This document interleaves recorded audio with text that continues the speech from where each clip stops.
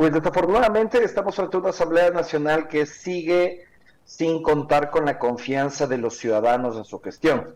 La última encuesta de Sedatos da como resultado que solo 6 de cada 100 ecuatorianos creen en el trabajo de la Asamblea Nacional.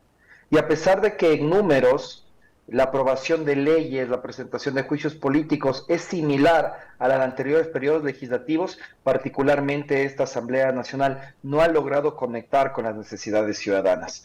Y eso ha dado como resultado que los ecuatorianos no creamos en su trabajo. Pero la gestión como tal, este constante enfrentamiento con la función judicial, por ejemplo, deja desprestigiada a la Asamblea, le deja mal parada a la Asamblea. A ver, podemos hablar sobre eso, Licenia, sin perjuicio de que existen otros temas que yo creo que han influido en la perspectiva que tenemos los ciudadanos del trabajo legislativo.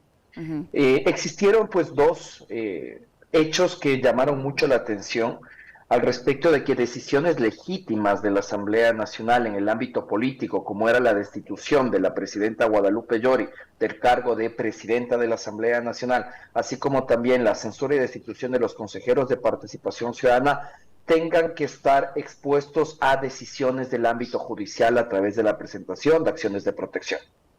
Yo creo que esto no solo afecta a la imagen de la Asamblea Nacional, sino que pone en duda la existencia de un verdadero Estado de Derecho en Ecuador.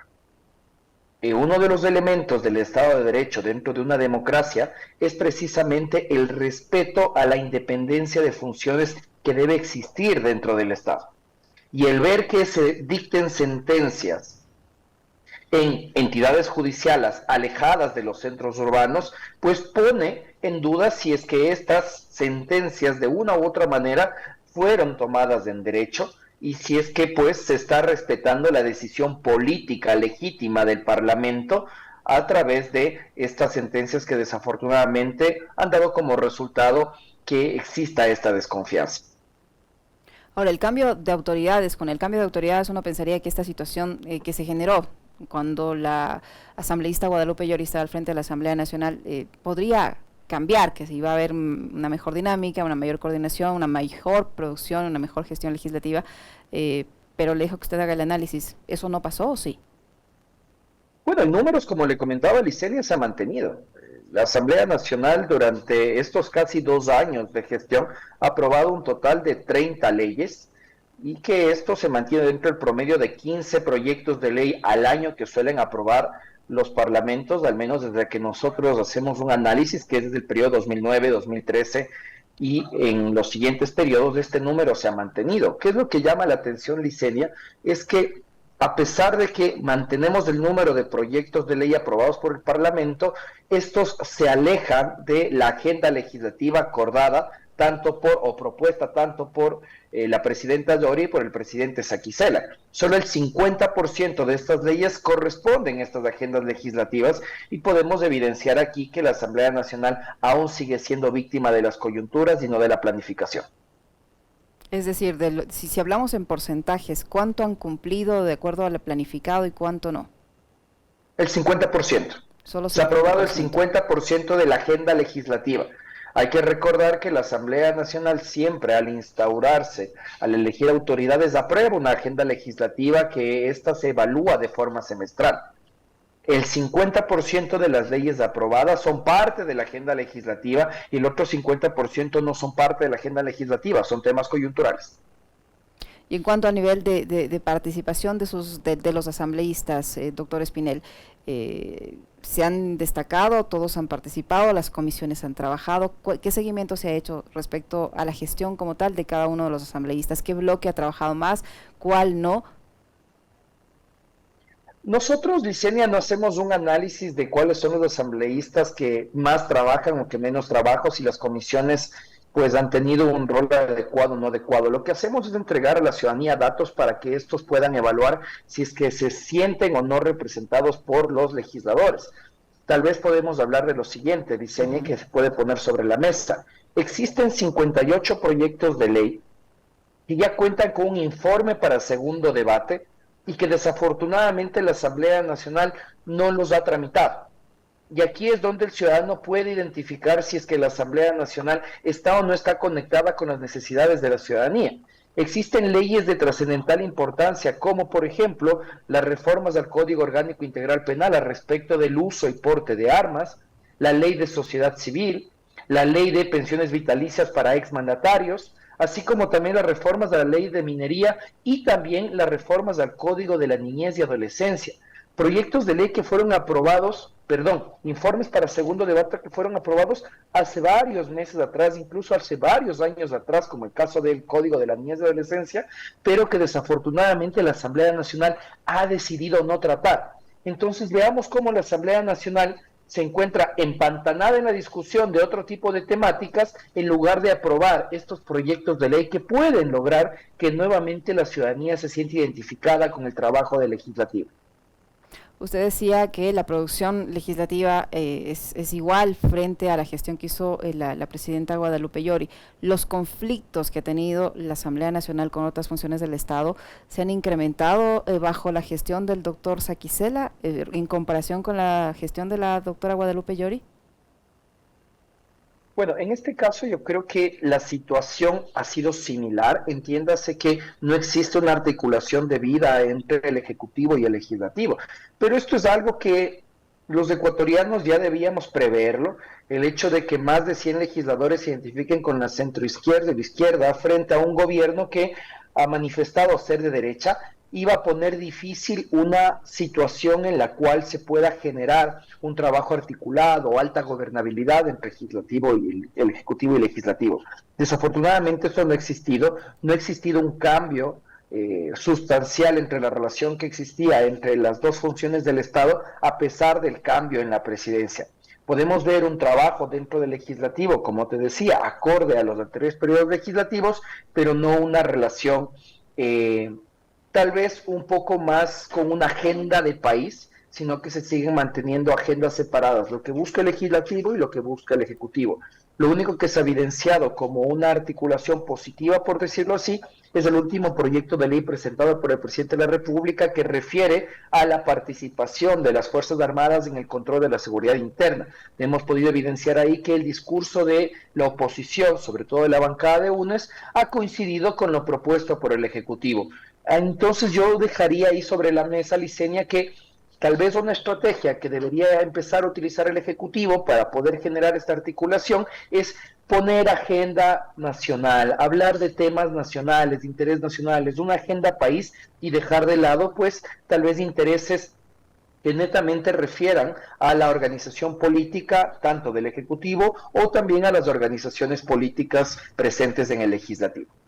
Doctor Espinel, usted señala que la Asamblea concluye este 2022 con una confrontación evidentemente política con las otras funciones del Estado, alejada de las demandas cotidianas de los ciudadanos, sin un diálogo permanente con el Ejecutivo, por el contrario, una confrontación, sin una agenda en común. Usted también lo ha señalado, pero ¿cómo mira usted qué va a hacer la gestión legislativa en el 2023 de acuerdo al seguimiento que están haciendo? ¿Puede cambiar este escenario? ¿Puede mejorar? ¿Puede empeorar? Tomando en cuenta que también está previsto el cambio en autoridades administrativas de la Asamblea. Exactamente, ese creo que es un aspecto muy decidor lo que suceda en mayo del año 2023. La Ley Orgánica de la Función Legislativa plantea la elección de nuevas autoridades para los últimos 2 años del periodo legislativo. Entonces habrá que ver si es que Virgilio Saquicela logra una reelección al frente de la Asamblea Nacional y también cómo se muevan las fichas de las distintas organizaciones políticas en los 5 meses que quedan. Hay que recordar que, por ejemplo, el Partido Social Cristiano en la actualidad tiene 14 asambleístas. Si llega a perder un legislador como miembro de la actual bancada, podría perder un puesto en el Consejo de Administración Legislativa. Eso ya, por ejemplo, le ha sucedido a la Izquierda Democrática, que actualmente solo tiene 10 legisladores y no podría estar presente dentro del Consejo de Administración Legislativa. Pachacutic pasó de 25 legisladores a 18 y pues se sigue manteniendo como una amplia mayoría UNES dentro de la Asamblea Nacional. Yo no descartaría que en el caso de que Virgilio Saquicela no sea electo nuevamente como presidente de la Asamblea Nacional, un representante de UNES es quien acceda a la presidencia del Parlamento. A partir de eso tendrá que crearse una nueva agenda legislativa y aquí es donde existe la oportunidad para que el Ejecutivo pueda tender puentes de comunicación con la oposición que existe en la Asamblea Nacional y generar esta agenda país. que se depongan ciertas actitudes e intereses particulares de las organizaciones políticas y que retomemos un tratamiento de proyectos de ley que traten de conectar con las necesidades ciudadanas. En medio de este escenario estamos convocados, doctor Espinel, a una consulta popular el próximo mes de febrero, y en una de sus interrogantes se plantea precisamente la reducción del número de asambleístas. Con esta falta de sintonía que tiene la Asamblea con las necesidades de los ciudadanos, esta falta de sintonía puede abonar a que la gente opte por votar sí en esta pregunta en la consulta popular. Creería que sí, y si es que, y esta es una opinión personal, no es institucional, creo yo que sería un craso error. Desafortunadamente, la imagen de la Asamblea Nacional es mala. Esto no sucede solo en Ecuador, existe prácticamente en todos los países del mundo. Los parlamentos no logran conectar con los ciudadanos y una disminución en el número de representantes no nos va a asegurar una mayor calidad del trabajo legislativo. El pasar de 137 legisladores a 100 legisladores implica incluso un ahorro de no más de 8 millones de dólares al año. Y eso no es sustancial en relación a la representación amplia que debe existir de los ecuatorianos en el Parlamento. Y pongamos un ejemplo. Si es que actualmente la provincia, por ejemplo, de Tungurahua, la provincia de Bolívar, tiene 2 o 3 legisladores, tras esta reforma tal vez podrían tener solo un representante. Y yo no creo que provincias diversas, como son las provincias de Tungurahua y la provincia de Bolívar, puedan ser plenamente representadas solo con un legislador. Y lo mismo sucedería en provincias como las de nuestra Amazonía. Entonces, yo creo que una respuesta favorable que podría darse a esta pregunta difícilmente nos va a ayudar a llegar a tener mayor calidad en la representación legislativa. Es decir, el mejorar la calidad de la representación legislativa no pasa por reducir el número de asambleístas, como se propone en la consulta popular. Yo no lo veo de esa manera. No creo que vamos a tener procesos legislativos más eficientes o más transparentes si el número de legisladores se disminuye. Yo no creo que vayamos a tener mejores procesos de democracia directa dentro de los partidos políticos si el número de legisladores se disminuye. Yo, por el contrario, creo que al reducirse, llamémoslo así, las porciones del pastel, va a existir una mayor cantidad de pugnas dentro de las organizaciones políticas para tratar de obtener este pedazo de pastel, y ahí es donde se abren ventanas a la corrupción. Ahí es donde se abren ventanas a el clientelismo dentro de las organizaciones políticas para tratar de lograr una candidatura. Yo creo que la mejora del trabajo legislativo pasa por procesos de reforma institucional profundos en los que, por ejemplo, en lugar de poner atención al número de legisladores, pongamos atención al trabajo de los asesores. Pongamos atención a si es que los asesores de los asambleístas están siendo escogidos a través de procesos adecuados de méritos y oposición, o únicamente se están entregando esos puestos a personas que tal vez aportaron en la campaña a manera de devolución del favor político. Yo creo que la mejora del trabajo legislativo radica, por ejemplo, en tener una verdadera carrera legislativa para que los funcionarios que estén trabajando en la institución sean precisamente ciudadanos que atravesaron procesos de selección, evaluación y posible destitución objetivos y transparentes. Creo que este tipo de acciones nos ayudarían a mejorar la calidad legislativa, no únicamente la reducción del número de legisladores. Doctora Espinel, en estos días que se ha visto o se ha visibilizado más la confrontación entre la Asamblea y el Poder Judicial o uno de los jueces que integran la función judicial, se ha puesto en escena la necesidad de reformar la ley de garantías jurisdiccionales para aclarar cuándo es válida o no es válida una acción de protección o una medida cautelar que pueda afectar la decisión de la Asamblea Nacional. ¿Usted cree que es oportuno ahora ir con un proyecto de reformas en este sentido para evitar esta injerencia de otras funciones en la Asamblea Nacional? Yo creo que es completamente pertinente. Creo yo que cualquier reforma que trate de apuntar a otorgar mayor independencia de funciones dentro de nuestro Estado, ya sea la función judicial, la legislativa, la ejecutiva, la electoral y la de transparencia, es algo positivo para el país, siempre y cuando estos proyectos de reforma se ajusten a estándares internacionales y no se alejen de aquello que está estipulado en la Constitución. Asimismo, yo creo que estas reformas a la Ley de Garantías Jurisdiccionales no solo va a ayudar, esta posible reforma, no solo podría ayudar a garantizar esta independencia, sino también al uso abusivo de, por ejemplo, acciones de protección, acciones de habeas corpus, que ponen en duda si es que el Estado ecuatoriano realmente quiere combatir a la corrupción o enfrentar el delito, ¿no? Hemos visto cómo en los últimos meses han utilizado sobre todo este tipo de garantías jurisdiccionales para dejar en libertad o en pseudo libertad a personas que han sido sancionadas por la comisión de delitos. Para finalizar, doctor Espinel, ¿cómo se vislumbra el panorama en el ámbito legislativo de acuerdo a su criterio y a los datos que ustedes poseen en este seguimiento que hacen para el 2023? ¿Continuará una asamblea polarizada? ¿Continuará una asamblea estancada o una asamblea que aprueba leyes de manera coyuntural sin cumplir con sus planificación? ¿Cómo mira usted el panorama legislativo para el 2023? Creo que van a haber dos puntos decidores, tres de hecho, al respecto del trabajo legislativo. El primero son las elecciones de gobiernos locales de febrero del año 2023. Estas elecciones también tienen influencia dentro del legislativo, pues a la larga estos movimientos de fichas en las organizaciones políticas pueden hacer que también se muevan las fichas en el Parlamento de cara a las elecciones de autoridades en mayo de 2023, que es este segundo punto. El tercer punto que va a influir en la agenda legislativa es que ya a partir de finales del año 2023 ya estamos nuevamente en la carrera presidencial. Ya se estarán lanzando las fichas al respecto de quienes van a buscar la presidencia y la vicepresidencia de la República, así como también se estarán lanzando las fichas de qué asambleístas buscarán la reelección. Y ahí es cuando los poderes legislativos se comienzan a convertir en unas imprentas de aprobación de leyes.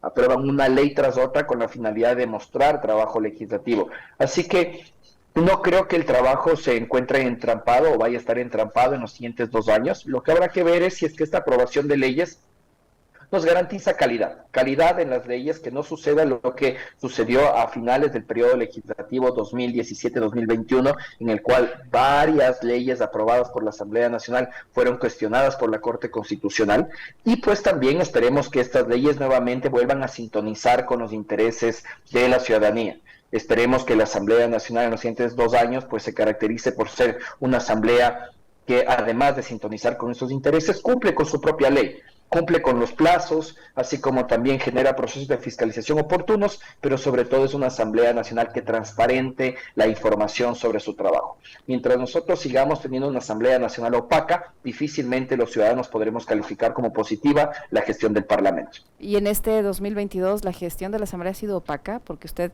da a entender eso, ¿no? Que no hay suficiente transparencia. ¿No se ha cumplido con el tema de la transparencia tampoco en este 2022 y bajo la gestión del doctor Saquicela? Así es, como nosotros hemos elaborado el reporte que le hicimos llegar a Licenia, se señala precisamente que, por ejemplo, apenas el 30% de los asambleístas transparentan la información de sus agendas semanales de reuniones, que apenas el 50% de los asambleístas transparentan las declaraciones de conflictos de intereses que presentaron al inicio de la gestión. Y aquí yo creo que hay que separar esto, y es interesante, Licenia. Cómo existe alta transparencia institucional, no completa, pero sí es alta, cómo la Asamblea Nacional entrega información, por ejemplo, sobre las leyes que ha aprobado, cuál es el orden del día de las reuniones de la Asamblea Nacional, cuáles son los proyectos de ley que se encuentran en discusiones dentro de las comisiones, pero no se transparenta, por ejemplo, la información individual del trabajo de los asambleístas, información que tiene que ser transparentada por cada uno de los despachos, así como también el ente más opaco de la Asamblea Nacional es el Consejo de Administración Legislativa.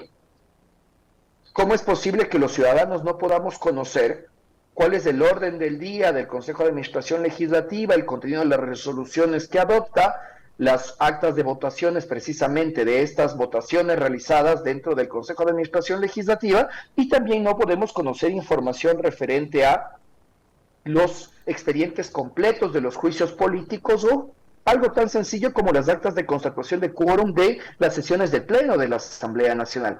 Esta información, al no ser conocida por la ciudadanía, pues ahonda todavía aún más en la desconfianza que tenemos los ecuatorianos sobre la gestión del Parlamento.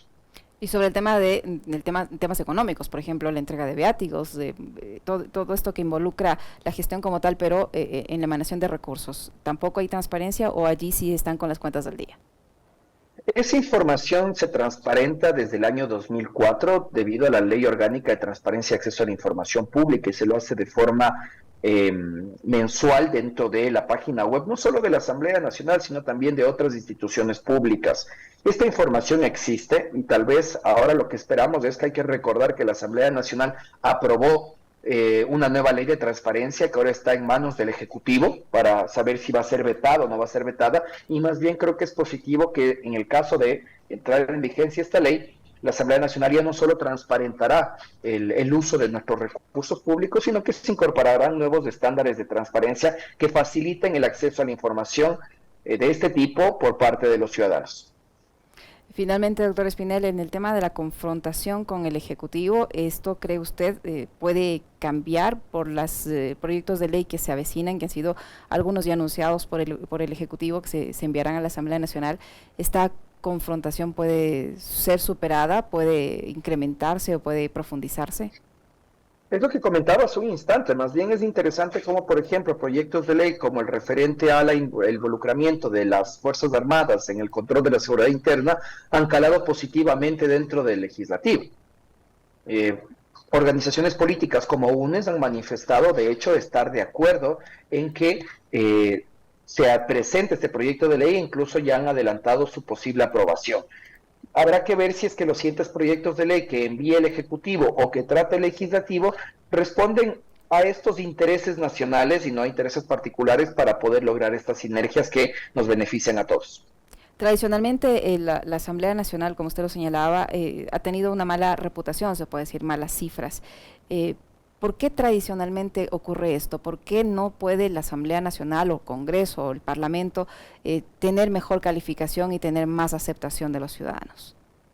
Bueno, existen dos aspectos fundamentales. La desconexión con los intereses ciudadanos, que es lo que ya acabamos de mencionar, y la otra es que los ciudadanos desafortunadamente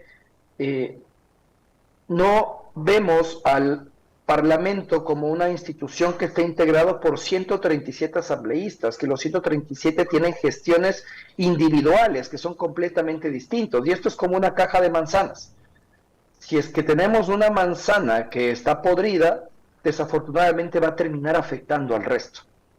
Y si es que vemos asambleístas que están involucrados en posibles casos de corrupción, si vemos asambleístas que no están cumpliendo adecuadamente su trabajo, desafortunadamente los ciudadanos les metemos a todos en un mismo cajón, un mismo costal, y eso es un error.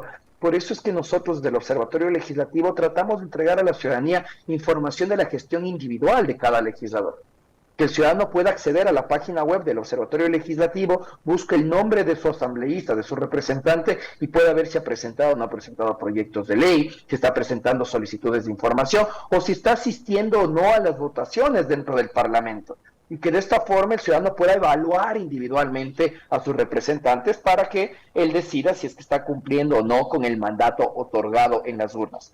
Yo creo que es necesario que la Asamblea Nacional haga mayores esfuerzos para transparentar la gestión individual de los legisladores, pero que también emprenda campañas de comunicación y sensibilización a la ciudadanía al respecto de cuál es la importancia de la función legislativa dentro del Estado de Derecho, así como también que se trate de iniciar pues procesos de sensibilización a la ciudadanía para tratar de recuperar la confianza de los ciudadanos en su gestión.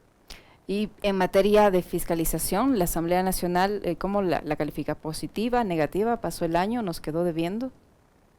La Asamblea Nacional durante el último periodo legislativo ha presentado un total de 18 procesos de juicios políticos. De estos 18 procesos de juicios políticos, 5 pudieron ser tratados por el Pleno de la Asamblea Nacional. 4 culminaron con censura y destitución y 1 apenas con la censura porque la autoridad ya no se encontraba en funciones. ¿Cuál es el problema que estamos teniendo al respecto de esto, Licenio? Es que desafortunadamente la Asamblea Nacional no puede ejecutar procesos de fiscalización de forma simultánea. Y eso hace que llegue tarde a el enjuiciamiento político de las autoridades. Y pongamos el último caso, el juicio político en contra de la ex ministra de Salud, Verónica Garzón. Ella ya renunció en julio de este año. Ella ya no se encuentra en funciones. Y la Asamblea Nacional recién está tratando su proceso de juicio político. Lo mismo sucede con el exministro Patricio Carrillo, ministro enjuiciado por las protestas de junio del año 2022 y que ya no se encuentra en funciones. Entonces la Asamblea Nacional, desafortunadamente, por esta imposibilidad de tratar juicios de forma simultánea, pierde la oportunidad política de poder tomar una decisión a tiempo y que los ciudadanos de esta forma pues se sientan representados por los ejercicios de fiscalización que puede hacer el Parlamento.